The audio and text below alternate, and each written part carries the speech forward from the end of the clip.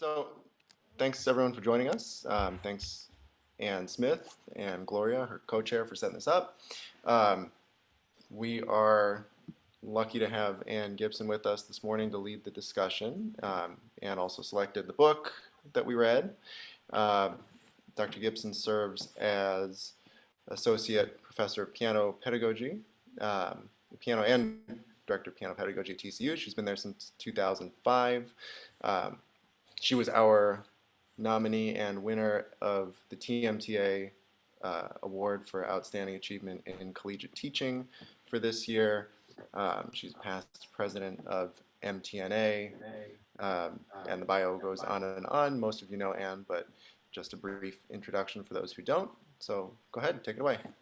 Okay, thank I'll you. mute now. And let me just add again how much I appreciated that nomination and just was overwhelmed uh, to receive that award. That was very humbling, but it meant so much coming from you, my colleagues. So I want to thank you for that.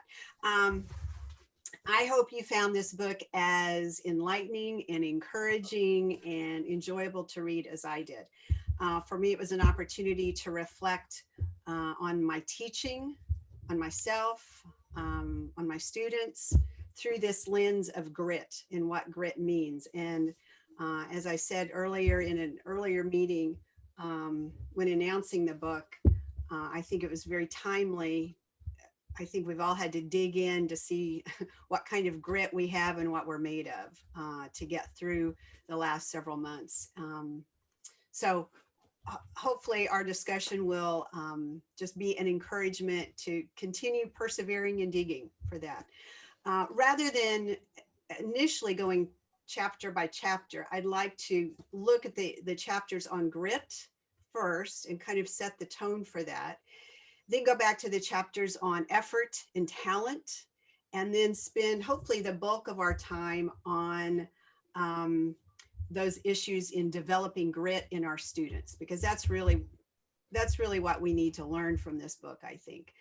There's so much in it. We could spend just the entire discussion on one chapter alone, because I think there's just a lot of meat in it. And as we've already talked about, a lot of quotes, a lot of quotable quotes to take with us. But I thought I will just pose some of the, kind of highlight some of the points that she makes, pose some questions for us to discuss, and then give you an opportunity to discuss anything that you feel is pertinent in the particular topic where we're at the time. So let's just start with chapter 4, looking at how gritty are you. She describes attributes of grit in chapter 1 as a never give up attitude, a keep going after failure. And she says paragons of perseverance, unusually resilient and hardworking. They had direction. And at the end of the book, she says, a grittier a person is, the more likely they'll enjoy a healthy emotional life. So I think we have to ask ourselves, first of all, how gritty are we? How gritty are you? And I loved her quiz on page 55. So I don't know if anybody wants to share anything they learned from that in terms of what surprised you, or maybe nothing did.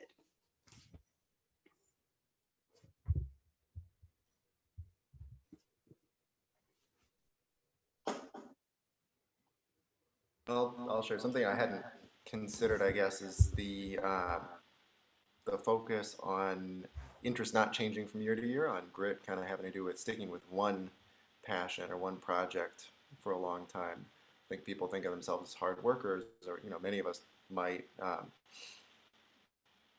no matter sort of what we're doing, if we're just keeping busy with lots of stuff. But the idea of sticking with one vision over the long term was something that struck me about how she assesses grit in the scale. Mm-hmm. To build on that, I think that's also a generational thing. I don't recall if she specifically mentioned that, but people, my great grandparents and grandparents were very hardworking and gritty, had to come here from Europe, etc. And I think maybe my generation's one of the last ones I'm thinking that's maybe still has a little bit of that in us.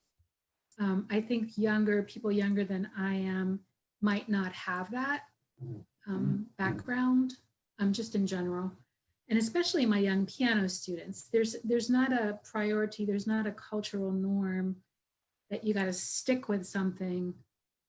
Actually, there's a negative thought of that, I think, sometimes in our culture, that it's better to be have diverse interests and to start new things and do new things instead of staying with the old.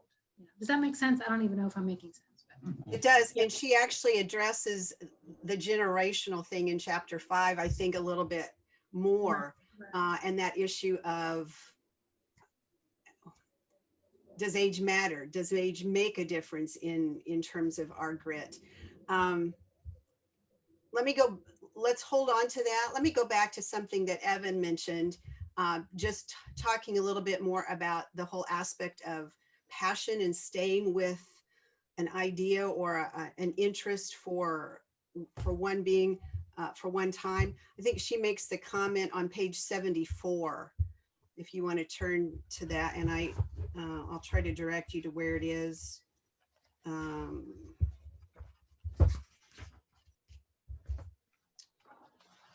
It's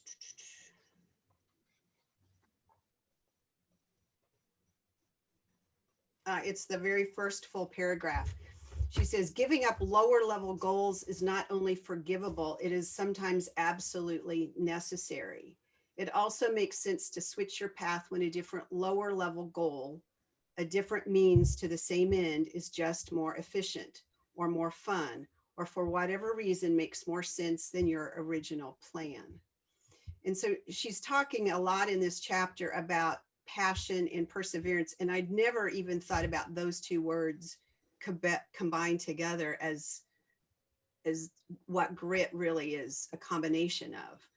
I guess I always thought of it as kind of, Christine, like you were talking about, our parents and our grandparents, they had a certain grit, a certain perseverance to get through things like the Depression and World War II. And I would hear stories of my dad talking about fighting in the Battle of the Bulge. And there was a certain grit of perseverance, but there wasn't any passion tied to that. This is a whole new element. So I think considering passion is really important. She makes the comment on page 58, enthusiasm is common, endurance is rare. And so putting those two elements together, I think, is maybe how she's defining grit. So that led me to think about, how do you define passion? What is your passion?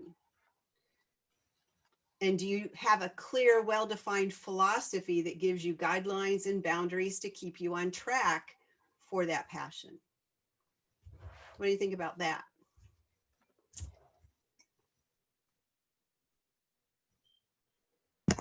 I think I'm going back to Christine's thing. Sometimes it's hard for people to find their passion. So this generation of moving fast, sometimes the kids do rotate through a lot of different activities because they just haven't found it yet. And like some of the athletes that she mentioned, some of them didn't even find it till high school, college, or even beyond. So it's hard to know. Like, I think some people are lucky and find it early, and not everybody does.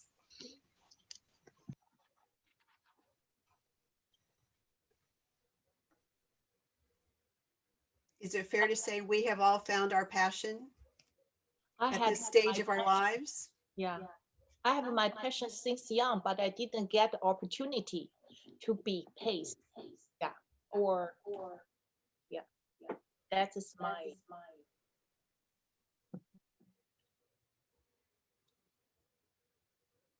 Any other thoughts about your passion or how gritty you are? I find this really interesting that the school motto all the way through in White Settlement is grit. I just thought that yes, all the way from kindergarten to 12th grade. And they make a real effort to teach the kids perseverance. I just thought I'd bring that up because it was interesting. But Very interesting. yeah, Well, I will disclose with you, I've taken the test twice. I took it at one point kind of early on, and I think early on in the last few months. And I think I was at a low point because my passion score was 3. It was just kind of, I was kind of like, eh. It was right in the middle. And my perseverance score was 4, but I thought for sure it would be higher. And when I took it the second time, when I was feeling a little bit better about myself and about my circumstances, my score was higher. And so I ended up with a combined score of 4.5.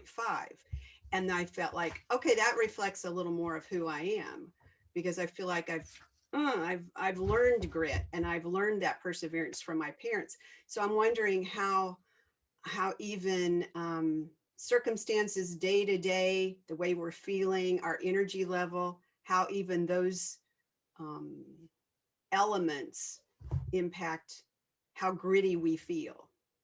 I don't know if anybody think- else experiences that, but I'd like to know I'm not alone. I think I always translated passion as being something emotional. Like you were saying, that I would wake up and be excited to go teach piano. I'm just gonna not lie, that's not true every day. But when she defined it as working towards a definite goal or not looking for a change, I could say yes. I know what my goal is, even if it's not long term, maybe. You know, just day to day. Sometimes it's that day to day just kind of gets you through.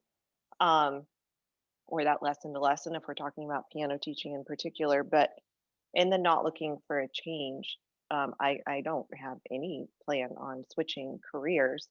So while my emotional level might kind of go up and down depending on other circumstances, that concept of being goal oriented, I definitely could say hasn't changed. Any other thoughts before we move to a, yes, Jill, go. There we go. Sorry, and I apologize. I'm laying down. I pulled my back out. Oh, sorry. Can you hear me? So Yes. it was the only way to join. I look like an idiot, and it's on recorded now too. So anyway, You look comfortable. well, not really, but Sorry. I just thought this book was incredibly timely given the pandemic. And I think everybody's experiencing really big mood swings. So it's really so timely to be reading a book like this in the midst of all this, because it does make your passion wane when the going gets rough. So I really appreciate it, Anne. Thanks. Good. Thank you.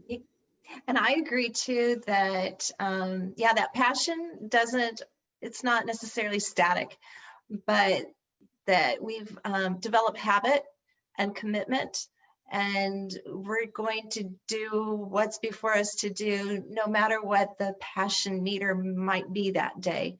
So I think that's part of that generational thing perhaps that we've had, but I think it's a lot of parenting too in any generation, because I've had students who have grown up in families that are just exceptional in the way they raise their kids, and those kids have grown up with perseverance. I think perseverance is a really important key to that. And they knew that dropping out of their extracurriculars was not an option, because they made decisions together as a family what each child was going to do, and they chose their that particular interest. And even though there might be hard times in that, that was still their desire, and they pushed through, and the family built their life around making those commitments happen. So I think we structure commitment, and that helps grit maybe happen a little bit more easily for us than if we just had to make a determination on our own that, by golly, we're going to change our lives and have grit now. You know, having grit kind of built in is just, it is a blessing. Thank you. let me point out a quote she has on page 82. She says, first, grit, talent, and all other psychological traits relevant to success in life are influenced by genes and also by experience. Second, there is no single gene for grit or indeed any other psychological trait. She goes on later to say, the one thing that makes you better at anything, and she uses the example of basketball, is playing with kids who are just a little more skilled, the social multiplier effect. And then on page 85 is where she has this chart on the whole idea of maturation. And as we get older, we get grittier. Um, and then she says the maturation story is that we develop the capacity for long-term passion and perseverance as we get older. Most of us become more conscientious, confident, caring, and calm with life experience. So the rest of this book is really going to give us maybe, hopefully, some insight how to build some grit into our students, how to help them. Because Christine, I agree with you when you said our students aren't maybe as gritty as either we were at their age.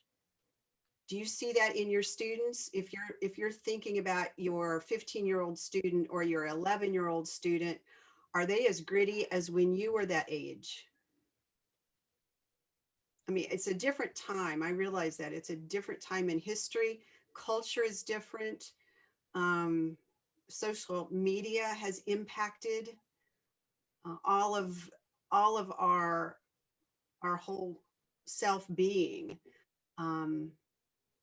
And so moving on and looking at these areas of what she calls the paragons of grit, interest, practice, purpose, and hope, I think maybe will give us some insight as to how to help our students become a little more gritty, at least in the area of music study where we have some influence. And parenting, for those of you who have children and are trying to build grit into them. So I like that the idea that as we get older, we are going to become more conscientious, confident, caring, and calm with life experience. And I think that I can say that that's true. I'm much more,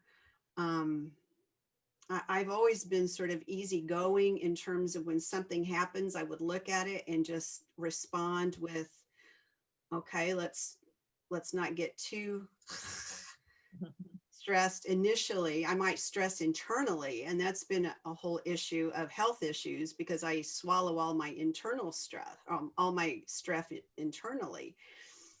But I have also learned how to just become more calm and peaceful in the middle of a very turbulent time in life.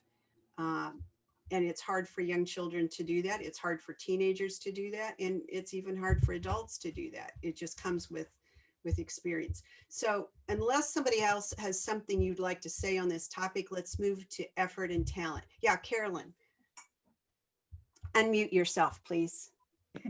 So, talking about aging and the first quote that you read about being able to let go of lower level goals. Some things that I've read about aging, and it's even a book called like The Secrets of the Middle-Aged Mind. Those are two things that I think go hand in hand, that one thing I've read, as you get older, your things that aren't important aren't as important, you're more likely to let them go, and you could describe that as focus. So I think there's probably a correlation there, and I would say more like with maturing rather than aging, because some people age but never mature. But I see a correlation there between what you first read and where it talks about getting grittier as you get older. If those things, if the characteristic of being gritty means you're spending less time on things that you think are not as important. So well, it just, yeah. Any other thoughts? I don't want to cut you off, but I want to keep us moving. So let's talk about, let's go back to chapter 2 where she talks about being distracted by talent, and how that relates to our students. A couple things that she says from chapter 1: musical experts endorse effortful training as more important than natural talent. I think that's not surprising. What we can say we care about may not correspond with what deep down we actually believe to be more valuable. We may not admit a bias for naturals, but the bias is evident in the choices we make. And I think that's a real challenge to us as teachers. On page 23, she says, one of the authors, she asks this question: why do we assume that it is our talent rather than our effort that will decide where we end up in the very long run? Bias toward a student we believe is especially talented, in which we lavish extra attention on them and hold them to higher expectations, expecting them to excel, and then that expectation becomes a self-fulfilling prophecy. So I think that brings up a whole lot of questions, not even maybe related to grit, but that we have to address all of the time. What is our bias toward a very talented student versus one who's not, but maybe will put in some effort? Any thoughts on that, Jill? You know, that's funny because I actually am biased towards the untalented. I find myself, my grit comes out in my determination that I'm going to win them over.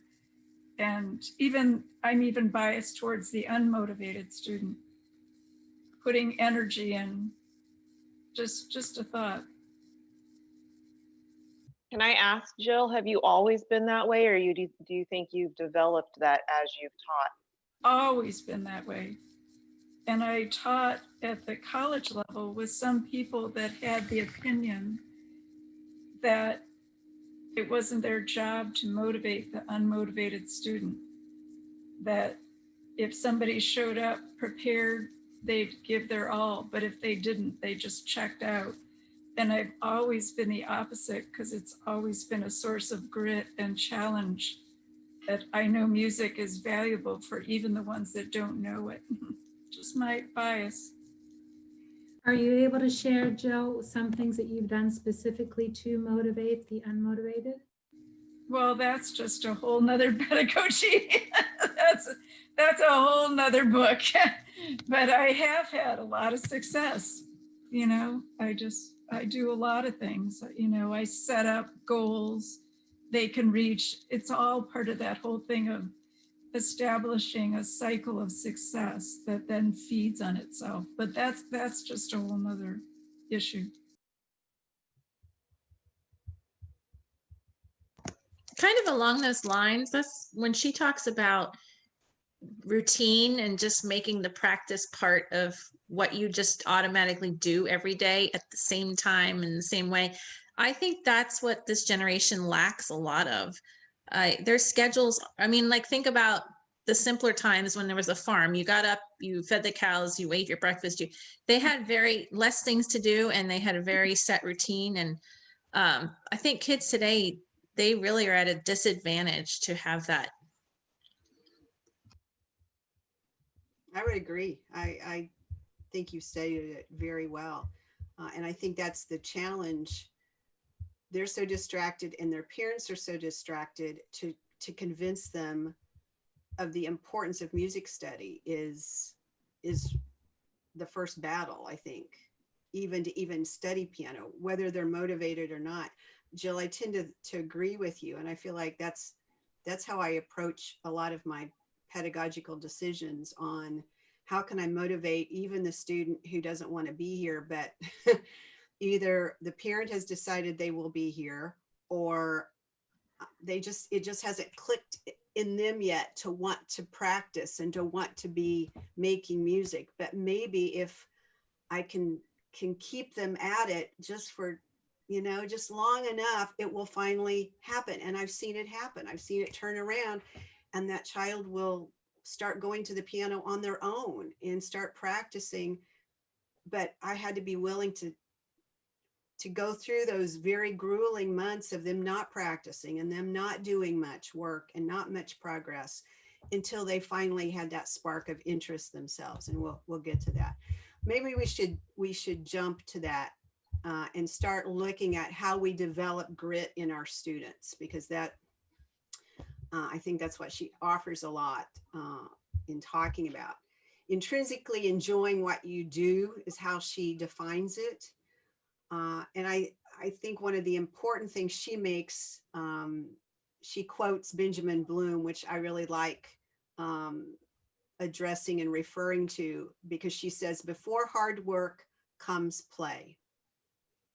Before those who've yet to fix on a passion are ready to spend hours a day diligently honing skills, they must goof around, triggering and re-triggering interest. More than anything else, they're having fun. So you may agree or disagree with that, but I'm going to assume you agree that there's some element of fun that has to happen for that beginning student, especially. So how do you help your students play and trigger interest in music study? What are your practical ways of doing it? And Jill, this actually comes back to you and maybe some of those practical motivations to develop that interest.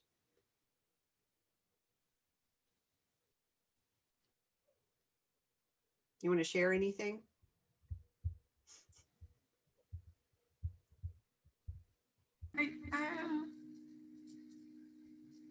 I guess I don't know. I've never really thought about that part of it, but I guess one of the first things I do when I have a reluctant student, usually a transfer student, if I can get them from, you know, first or second grade, it's not so hard. I don't know.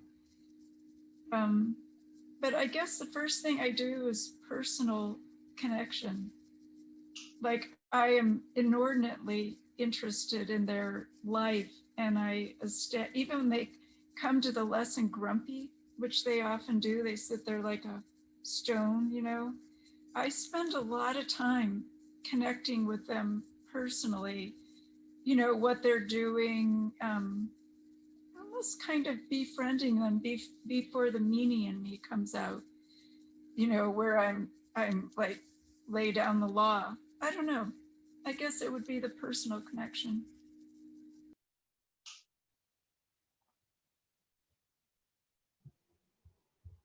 I have a real strong bias that children like to be in groups. And so I want their initial piano experiences to be in groups, not apart from a private lesson, but that group experience. I have seen that work really well to keep them interested, because they will come back for the group.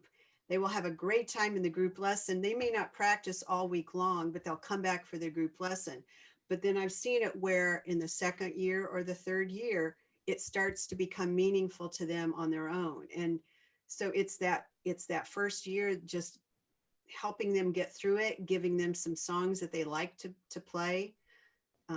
Before Christmas, they're loving Christmas melodies. If they're not playing Christmas music, popular songs or folk songs that they know, that they can recognize, not just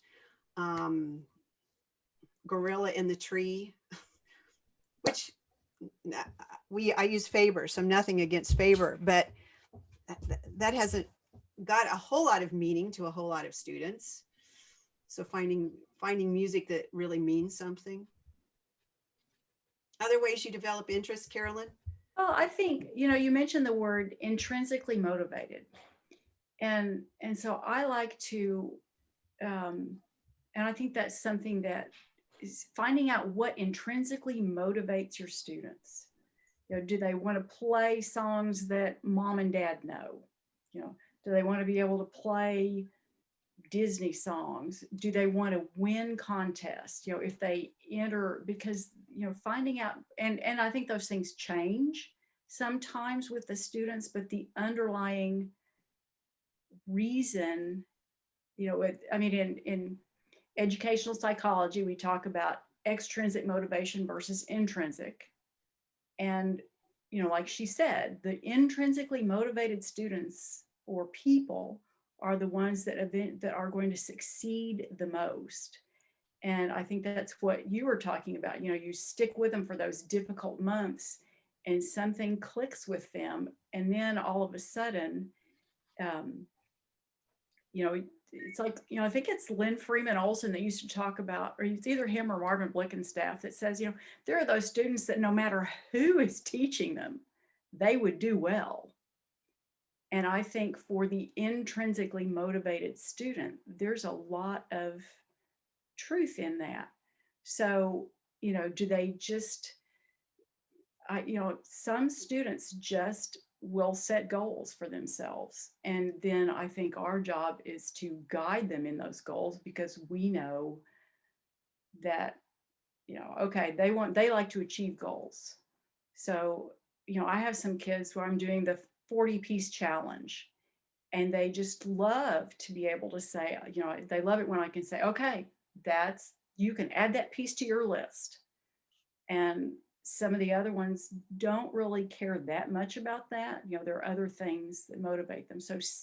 So asking questions, listening to the students, and finding out what is it that intrinsically motivates them is really, and it can be difficult for some of them, but I think that's a really important teaching, that's a way to succeed as a teacher.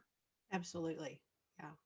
On the other end of the spectrum are those maybe more difficult students who are not intrinsically motivated. And I always think about Jane Bastion's quote that she teach every student as if they are her best student. And I pose that to my graduate students and I say, think about that. I mean, you're struggling with this student who's not practicing as much as you think they should, not progressing. But what if you will teach them as if they are your best student? Then you get that self-fulfilling prophecy of giving your best, giving your all. And boy, that's sometimes hard because of their lack of interest. But I think it's a combination of giving them our best and helping them find that intrinsic motivation so that they are able to give their best. Can I add to that? Oh, yes, Sarah. I was really struck by that, because I think that is what helped me develop grit. I was not the star of the show. I was never the head of the piano class, so to speak. But I had teachers along the way that helped me find my musical niche, because they just kept opening up more doors for me. Whether it was, I always say this, whether it was accompanying or collaborating or solo work or concerto, whatever it was, they just kept finding ways for me to explore my musicality. And of course, that was more at my advanced levels. But we've got to do that for our younger students too. We've got to create those. If it's group class, it's group class. If it's duets, if it's chamber music, if it's, honestly, if it's games, we have to find what does extrinsically motivate them, because they can't articulate what their intrinsic motivations are. But we've got to provide this buffet of musical things for them to explore. And I love how she talks about, you keep their interest by teaching them the nuance. And back to your point about the music, are we giving them quality music that we can actually teach them musical nuance with? Even if it's Mary Had a Little Lamb, you can go major, minor, staccato, legato, all over the keyboard. Are we helping them explore in an element of play from a very, very young age, the nuance? And I had written down, okay, for beginners, it's play. Then for intermediate, we got to discover the nuance. And I thought, no, we've got to teach them that nuance from the beginning, because it just goes hand in hand. It's in the form of play, but it's still nuance. Yeah, and that leads to another quote that I wanted to mention on page 108. She says, at the start of an endeavor, we need encouragement and freedom to figure out what we enjoy. We need small wins. We need applause. Yes, we can handle a tincture of criticism and corrective feedback. Yes, need to practice, but not too much and not too soon. So I think, Sarah, you make that point. Exploring all of those musical nuances can be done in a very enjoyable, creative discovery mode, like a detective, like a mystery of, creating those exciting opportunities. And it's hard to approach elementary pieces with excitement, but we have to find a way to bring them to life and to find value and to use music that does have value. So I think all of that's really important. Any other thoughts on interests before we tackle practice? If I can expand on this a little bit, um, I must say that one of the most difficult things that I've been learning recently is that we are teaching individuals and not necessarily studios. Every person is so different. So I had to learn to individualize my teaching. And one of the things that made an impact this year is taking advantage of all the opportunities that our association has to offer. Because in the past, I used to kind of pick and choose which events I would like my students to participate. And then I was limited their options. And this year I made a practical change. And I decided to take the entire buffet to them and say to them, these are all the options. What would you like to do? And then I realized that some of the students that are not that motivated in piano playing, they are extremely motivated in composition or in making videos or in writing an article. So I think the description that Sarah was saying is exactly the same thing that happened to me. I was fortunate to have some teachers who were looking for my niche. And in the same way, we are fortunate also to have a lot of different events that could help our students to find their niche as well. And I'll be okay if I have a student who maybe is not as developed in piano skills, but end up being such a great composer or maybe such a great theorist or such a great musicologist or something like that, as long as they keep their interest and motivations. And I do have some students who are very motivated about writing music or things like that.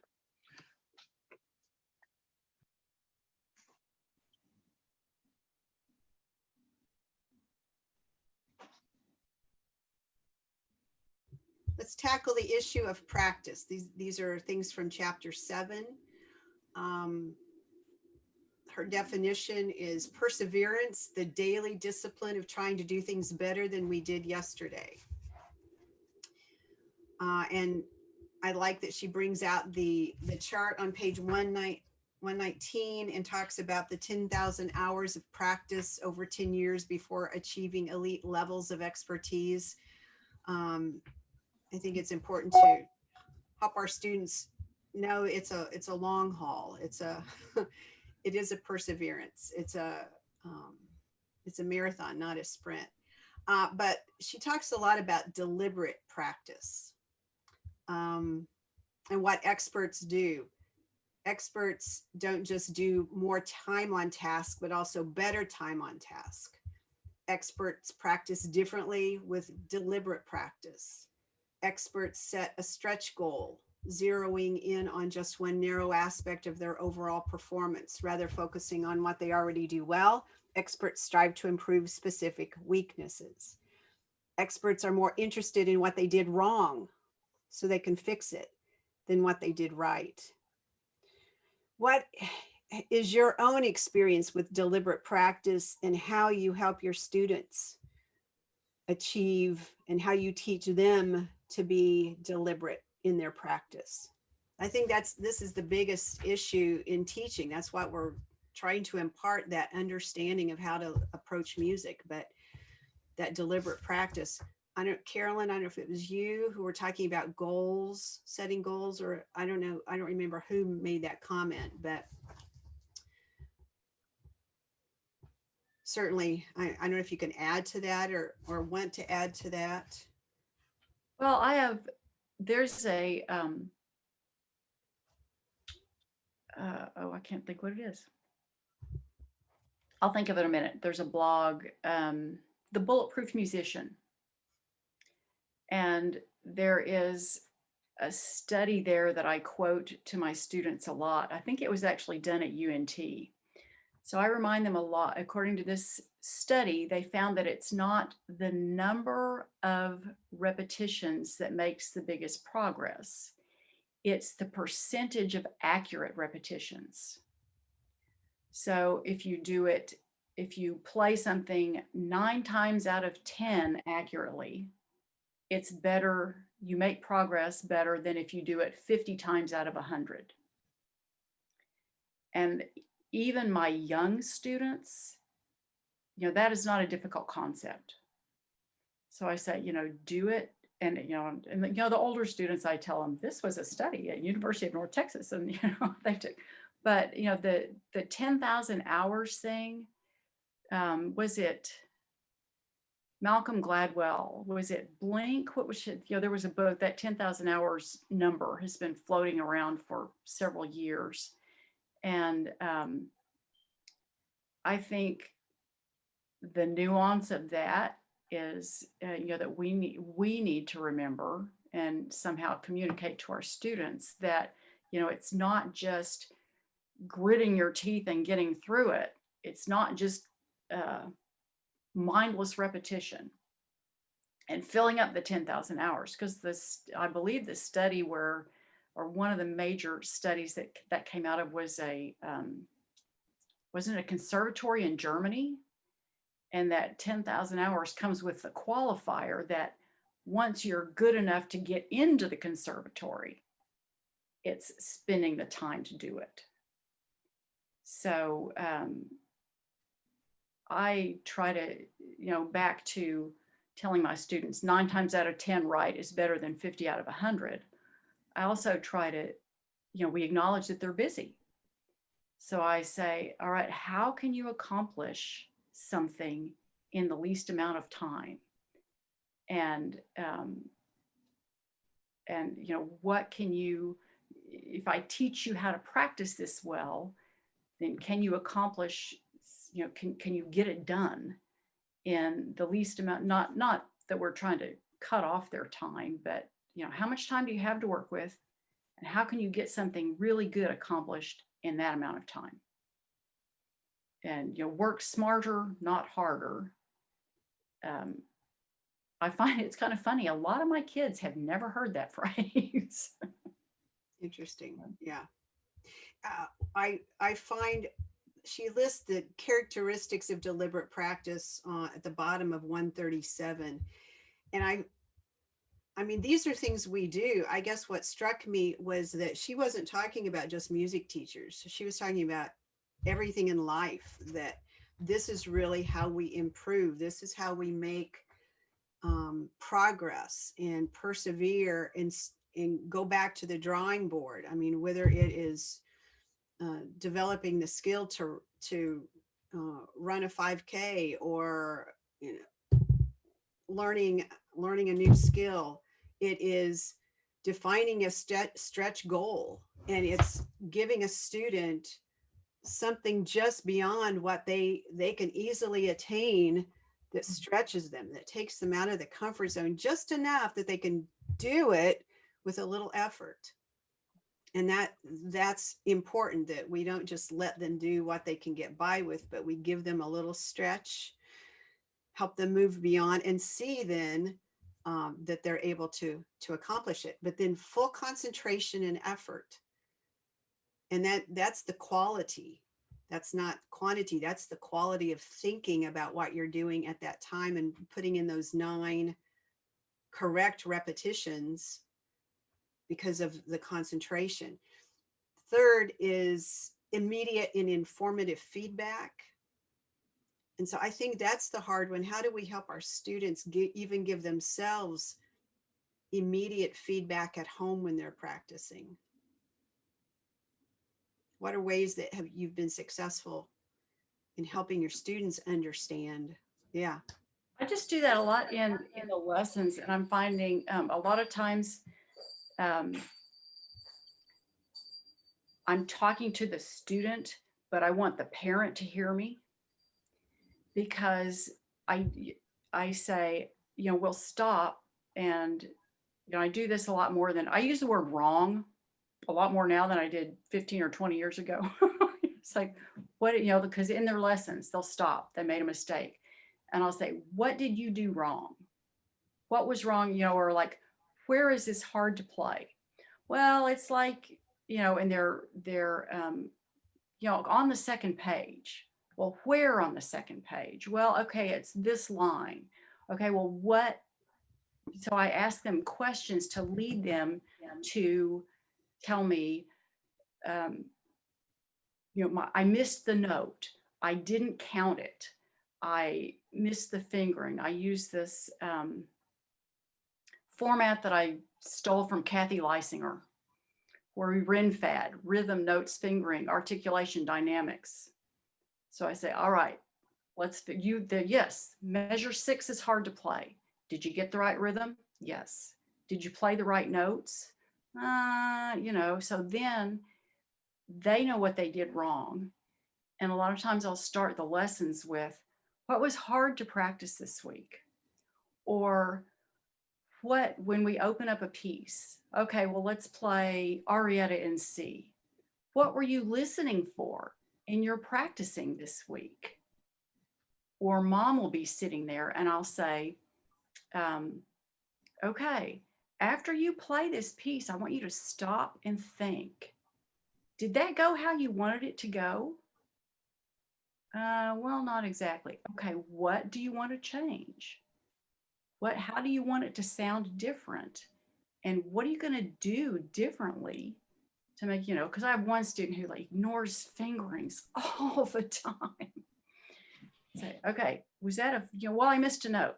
Why did you miss the note? Do you know what the note is? Did you have your finger on the wrong note? So I do a lot of, you know, I think this immediate and informative feedback, they can do that.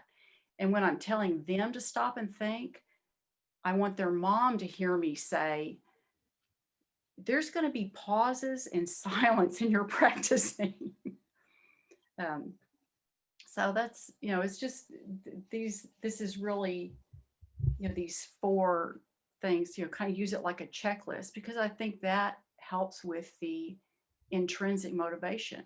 If they feel like the more independent they are, then it's not just, they're just not achieving goals because I told them to, or because their mother made them do it.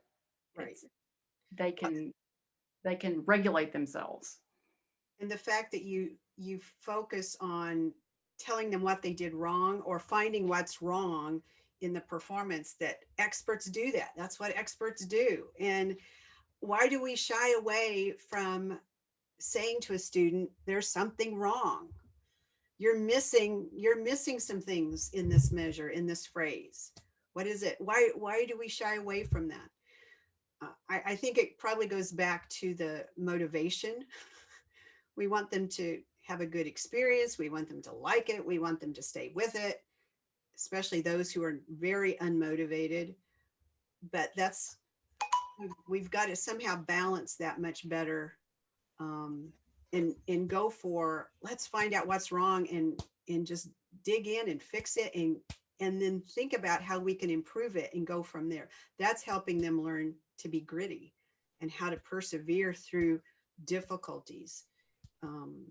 And that's the lesson for me to learn from this, that I really need to help my students learn to be grittier than they are. What's his name? In the Collapse of Parenting book, Dr. I think his first name is, oh gosh, John Sachs, S-A-X. But he's a medical doctor and a psychologist as well. And he talks about the lack of resilience in today's students. And so we have to be finding ways to help them become grittier and more resilient to deal with mistakes, to deal with things that are wrong and difficult and challenges, and being able to live through being told no, and being able to rise above when they feel like everything, they have failed. They've got to figure out, we've got to help them figure out how to get back up on their feet and try it again. Lucy. I was going to say that reminded me of the section where she talked about in math, they were doing the test where the kids got all positive feedback versus encouraging, helpful feedback.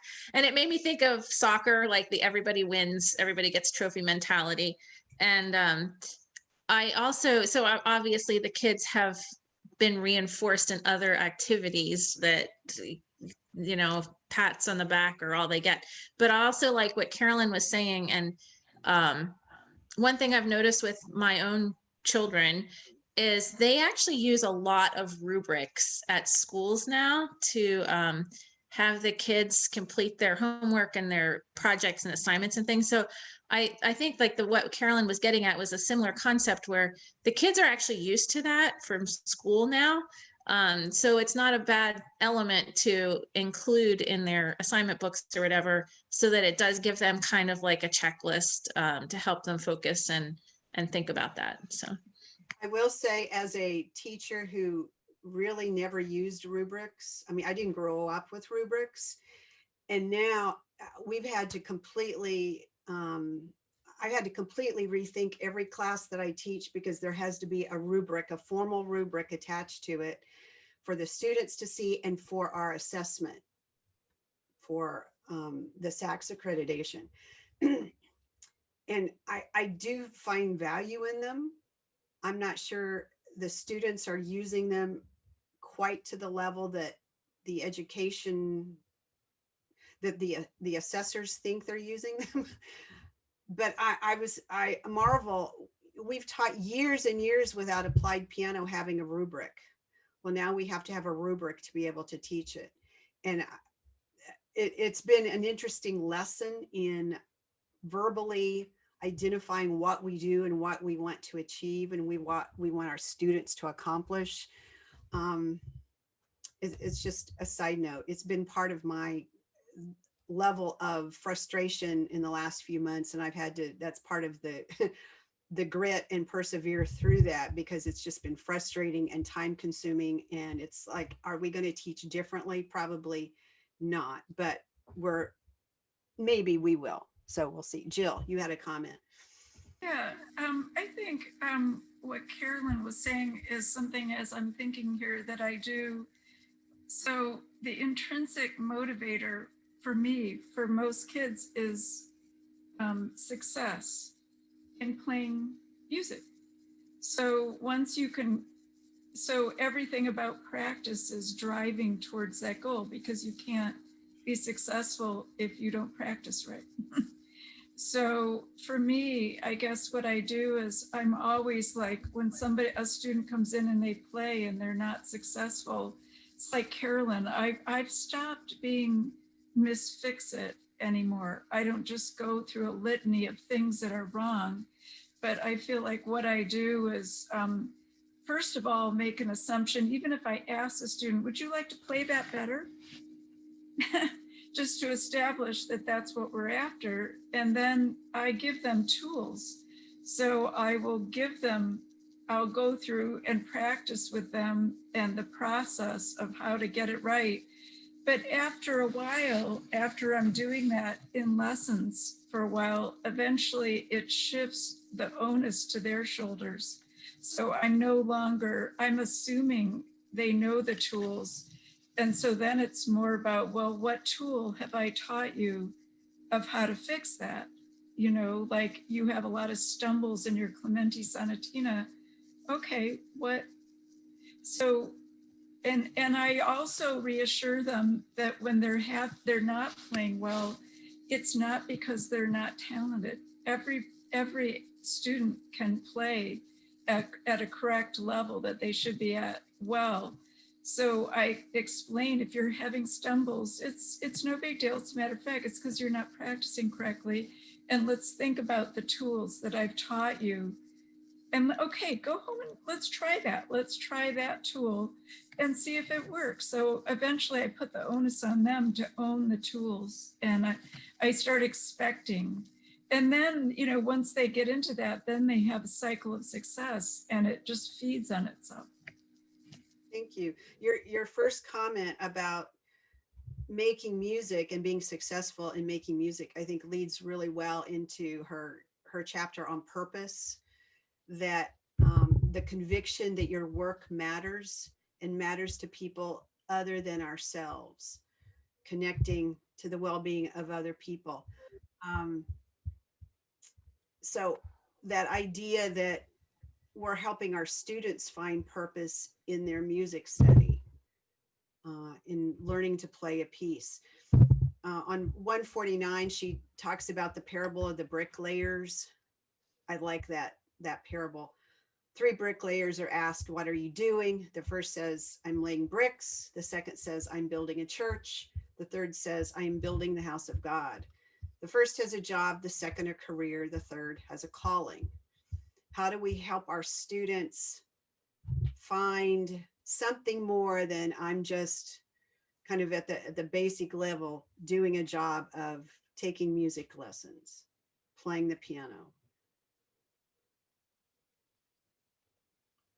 How can we, it may not be a calling for them, but it can be more than just kind of a rudimentary basic level. Evan, you were going to say something. Yeah, I really liked what Jill said. Do you want to play this better? I mean, we can assume, but I think that's, you know, first of all, the students saying it, they're taking ownership. But then it also sort of, it creates a groundwork for constructive criticism, that you're not saying you're bad at this or you're coming to your piano lesson to get scolded for not doing the right thing. Like, this is all about playing it better. Whether, you know, and then you build on that, right? It's not, they don't have to have a calling right away, but, you know, in this lesson this week, are you going to play this phrase better? Let's do that and see if you like it. So I like that leading question. Yeah, and just to touch on one thing Carolyn said, that there needs to be silence when students practice, getting them to be intentional. I really like that. Even with parents who aren't musical at all, they can tell when their kid's practicing if there's silence, or if they're just repeating the same thing over and over again. If there's no silence, they're not asking any questions. They're not being intentional. So I think that's a great thing, even if students don't know what they should be thinking yet in the silence. Right? You give them the tools to think about that, and parents can kind of point the way on that too. Thank you. I don't know if any of you thought about this, but I mean, I've thought about my own purpose in being, in what I do, being a music instructor, being a pianist. Do you reflect on that often? I mean, I guess I come back to it and think often, you know, what am I doing? What's the purpose of what I'm doing? What is my calling? And how does that manifest itself in how I work with students, how I respond to students or their parents or my colleagues? You know, I think this is really crucial, because when we take the test of how gritty we are, would we still view ourselves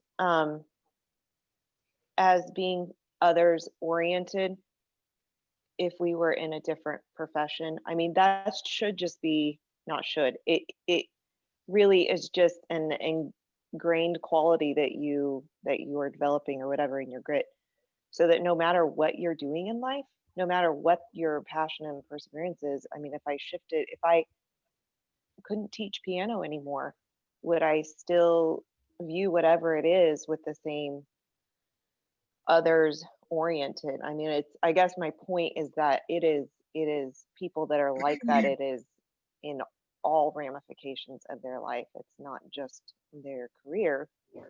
But my students ask me like what my hobbies are, and I'm like, well, my hobbies are piano.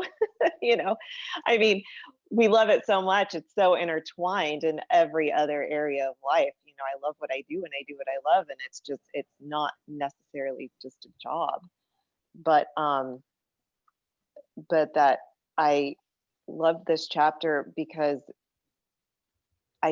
find it fascinating that our profession is full of teachers. Piano teachers do not go into this to just pay the bills. I mean, they really do it, the ones that stick with it, because it's a higher calling, so to speak, than just teaching piano. We really see it as we're teaching life skills through the path of music and piano and whatnot. But I'm just so proud of our profession. I mean, we really, I don't know how unique it is because I don't have a wide experience with other professions because all I do is piano, but it's got to be somewhat unique to, I think, teachers maybe in general. I don't know. I agree with you. I think as music teachers, we are so blessed because we get to work with students individually, particularly, and help mold and mentor their lives in ways that other professions may not, and don't have that unique influence. But it does make me think, this goes back to an earlier chapter of what is your own personal philosophy that sort of drives you. Because if I couldn't teach, heaven forbid, but if I woke up tomorrow and I couldn't teach piano, would I still have that purpose in life and that personal defining goal that keeps me in the same way working for others? I mean, is that I kind of hear that, or that makes me think about that question, Sarah, in your comment, that as much as I love teaching what I teach, I think I love working with the people more. I love working with my students. And if I couldn't do that, I would be lost. But because I have it's an avenue for me to work with people and connect with people in that human interaction. And I think I could do that in any other area, maybe not to the level of expertise, but I think I could take that same passion for giving to people and helping encourage people and helping mold people, maybe just in a different format. And I think that's reading why this book has made me think about it. That is why we cannot be distracted by talent, because if you're distracted by talent, you're not going to ever help the ones who are not so talented, which I really hate that word, but don't have that natural ability to start off with. They won't learn grit through music without us showing them, leading them through that. But I think that's so crucial as to why we can't be distracted by the talent that comes. Yeah, I think that's an I wanted to mention something about that I think is a good example. I have fibromyalgia and arthritis in my hands, and my hands are slowly deteriorating, and I'm only 49. So I have learned to say, hey, I've got this ability, I can still teach, I can still sing. I have the opportunities to sing now where I can't play anymore, to do this, that, and the other. But I think that's where grit comes in. And you just learn to say, hey, I might not be able to, but you're either gonna fall or you're gonna go on. And I think a lot of people say, hey, I got to find a way to go on.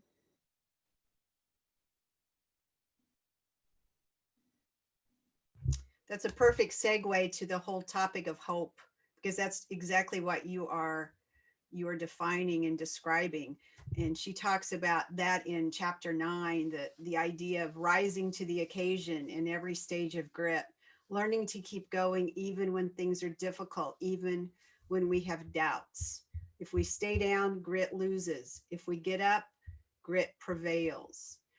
And this is where she she spends some time on the optimistic growth mindset teacher versus the fixed or less optimistic kind of teaching. The teachers who have an optimistic way of interpreting adversity have more grit than their more pessimistic counterparts, and grit in turn predicts better teaching. For instance, an optimistic teacher might keep looking for ways to help an uncooperative student, whereas a pessimist might assume that there was nothing more to be done.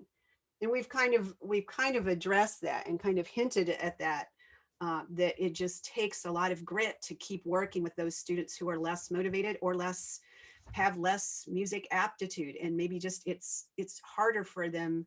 Music doesn't come easily to them, so we've got to maintain that hope and that growth mindset. I like her chart on 182 of phrases that promote a growth mindset versus those that undermine it. So those that promote, you're a learner, I love that, versus you're a natural, I love that. Or I will often hear student teachers say, you're so talented. And I've heard teachers say that too. And it may be true, but it may not promote as much of a growth mindset as saying, you are such a learner. You are growing, you are making such progress. That's a very different subconscious even message. So I think these are great statements to use. And I've had to go back and think, how often do I say these statements in my teaching? Do I give these kinds of responses? And some of you have already talked about ones like, that didn't work. Let's talk about how you approached it and what might work better. This is hard. Don't feel bad if you can't do it yet. Let's find how to get beyond the yet.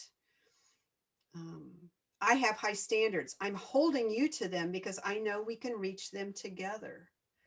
So I hear a lot of positive growth mindset and grit comments coming from you all. So we just have to keep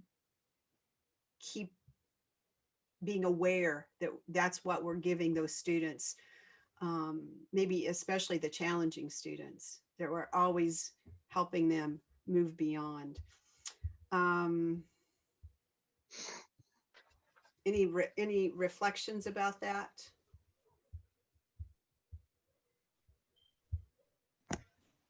I was a bit perplexed when she talked about teachers that were pessimistic versus optimistic.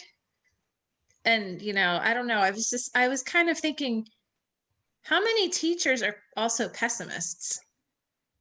Because I don't necessarily see those things going hand in hand. I've met some that are very negative in their comments or approach and have just made students, just crushed a student's perception that they can actually overcome a challenge and be musical or be pianistic, because they've used the phrases that are just the opposite of that. So not my colleagues at TCU, but I've had graduate students who've come from other schools who've said, I came and was crushed before I got here because of phrases that my teachers would use to describe my playing. Well, obviously they had something going for them, or they wouldn't be where they were, but they just felt so defeated. Is that a teacher who thinks they were doing right by them, but were actually pessimistic? I don't know. It's a really good point, Lucy. Really good point. Somebody else had a comment? I think that growth mindset, to your point of, it was more professors that I have experienced that really crush their students for whatever reason, but that growth mindset will really help promote the self-learning for our students, because we want our students to outgrow us. or not outgrow us, but to not need us necessarily anymore. And it helps them put their confidence in the fact, oh, I have these tools. I know how to problem solve. I can do this, instead of relying always on the teacher for that approval or problem solving. You know, I can't figure this out on my own. I've got to go to my lesson. And so that growth mindset is really complimenting them on their work ethic and problem solving skills, not just the outcome of it, which may be a beautiful phrase or something like that. But We have just a short little bit of time left. I want to move and just bring up a couple other points. One of the things she says on page 241, she's talking about the hard thing rule, where everyone in the family has to do a hard thing. You can quit, but not until the season is over, the tuition is up, or a natural stopping point, and you get to pick your hard thing. And it just occurred to me, because she's talking about this in the context of her family and having her children learn to do one hard thing. What if we were to do that with our students and say, okay, we're gonna play some pieces, and one of them is, it's going to be short, but it's going to be a hard thing. Let's tackle it together and see what we can do with it, even if it's never performed. But if we can help develop that mindset that we can challenge something that's difficult, even if we just tackle a little bit of it. I liked that hard thing rule. I wish my parents had given me that option to pick my hard things. They didn't necessarily. But she talks then about the importance of extracurricular activities, and that's in that context of giving students the chance to do a hard thing, but they need to spend time at it. And her rule is, when they get to high school, they have to do something for at least 2 years. That's a good commitment to start developing some grit. And as I was reading this, she asks, about what about those kids whose extra musical curricular studies activities have been cut? How do we reach out? How do we serve those students who don't have those kinds of opportunities, who either don't have music programs, who can't afford music study? Because she addresses that. And I think that's a really important aspect in terms of thinking about our society as a whole, that we want to be building grit in all of these students, not just the students we can reach, but we see the value of it. Do we not have a responsibility to help those of our neighbors and those who are, are maybe beyond our sphere of influence? How do we do that? Is there a way as an association that we could do that more effectively? Can I speak to the first part? Sure. About the hard thing. In our house, my oldest son, the hard thing that I did was, and my husband was, for 9.5 years, we had a daily battle with him to practice. And the good thing about it was that Marita Travis, who was his teacher, had more grit than we did. And she made us into good parents. We wouldn't have been good parents. She was always on our case so part of it is making the parents be good parents and educating them. And we're professional musicians, so we should have known better. But in hindsight, the words we used all the time was, this is what our family does. So in the end, the grit that we were forced to have with a daily battle for 9, and many people would have quit, but the upshot is that my son went to college, and he came back after 1 week and casually put his arm on the thing and said, I tell all my friends at college how lucky I am that my parents made me keep studying. Just shoot me now. He ruined our family life for 9.5 years of miserable fights. now, after becoming a businessman, what does he do? He's gone back to school paid for by his business to get a music degree. Just, you know, and thanks us profusely. The other one too is a college music major. And so I think the hard thing, there are a lot of parents not willing to do the hard thing right now. So that really spoke to me. Thanks. Yeah. And along the same lines is the question of perseverance, which I don't know about all of you, but in my studio, or just the concept of taking piano for several years is foreign to many people because they have so many other activities. And as Jill's saying, the parents themselves don't have that philosophy or gritty culture in their family that you stick with it for a while, or realizing the importance that you can't learn piano in a year. You can't just dabble, you know. So does anybody have any suggestions on how to teach that or emulate that for our students and parents?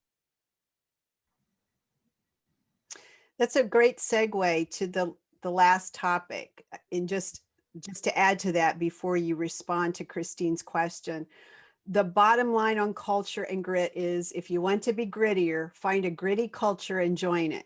If you're a leader and you want the people in your organization to be grittier, create a gritty culture.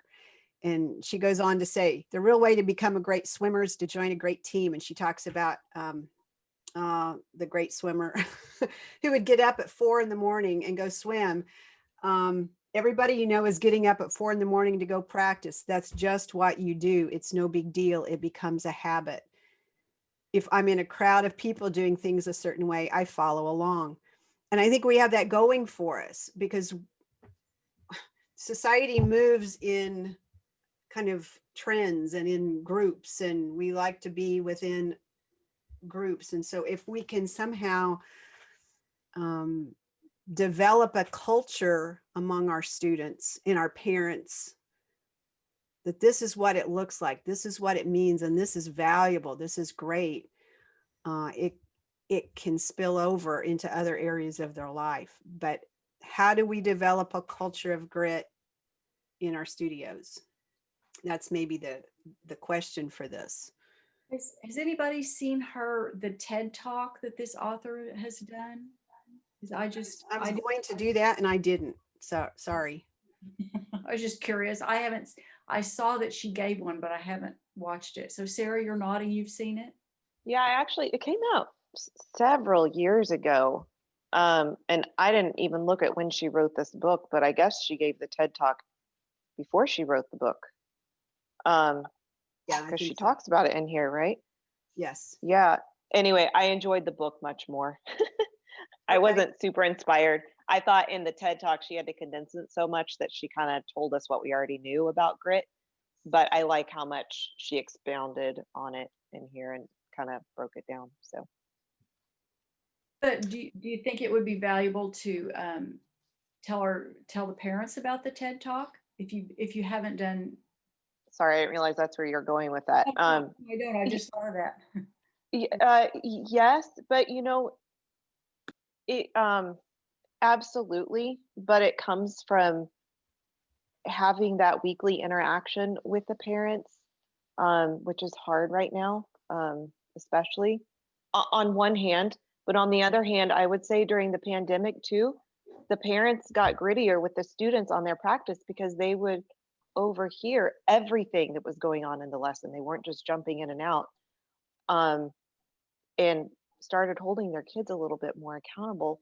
But they also understood how much work goes into it and how much effort these kids have to put into it. So I would say involving the parents as much as possible in the process, not just as practice accountability. Okay, that can really lean towards the authoritative parenting.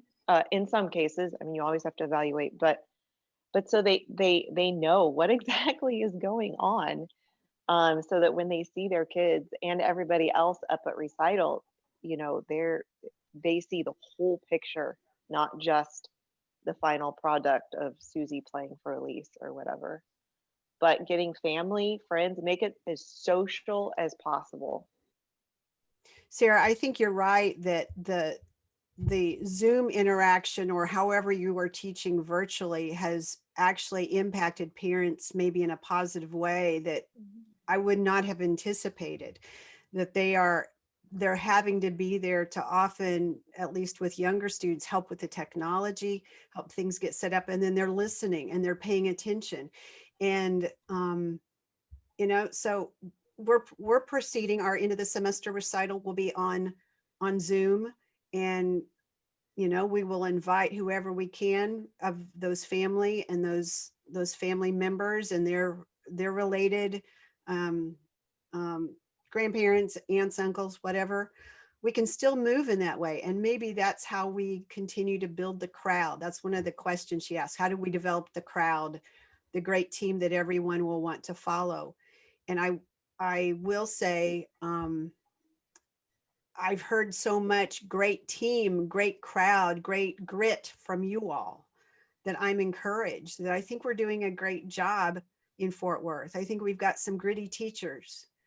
I think we have some people who are really persevering through a difficult time and are just remaining hopeful. And that's what we're passing on to our students.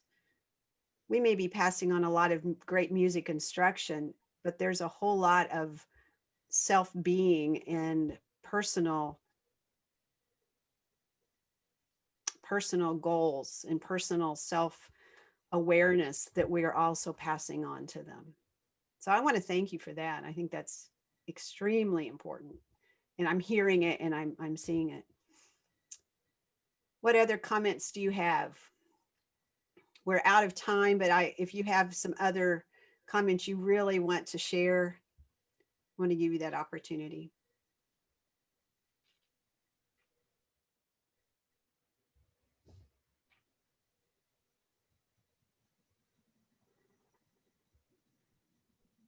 Well, I think that's maybe a great place to stop. And thank you for reading along with me and sharing the time together. Anne, did you have anything else you needed to say before we end the meeting? No, but except to thank you for choosing that book. I have really, really enjoyed it. And honestly, I don't sit down taking out time to read very much. So actually, while I've been washing dishes and doing whatever I'm doing, getting ready for the day, I've been listening